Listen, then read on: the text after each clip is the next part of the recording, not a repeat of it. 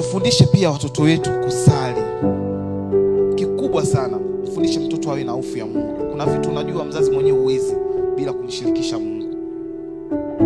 Kiukweli mimi ningekuwa sijui hata kusali, sijui hata kama leo ningekuwa hapa. Kwetu mimi masuala ya kusali tu walikuwa wako vizuri. Sijui hata ni shetani gani alipita mimi kakengeuka nikawa huko. Sijui. Yaani sielewi. Hadi leo ukiniambia ilikuwaje siwezi kujua.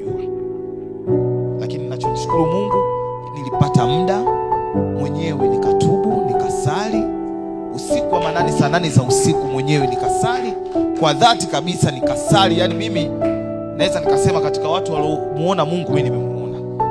Yaani nimemuona hivi usiku wa manane, nimesali mwenyewe, nikatubu kwa Mungu wangu, nikasema hiki kitu nimechoka sasa. Hebu nipe wakati mwingine nikutumikie Mungu. Na Mungu alinipa hiyo nafasi na mpaka leo niko hapa. Sio rahisi. Yaani sio rahisi kabisa. Yaani msichukulie poa, sio rahisi.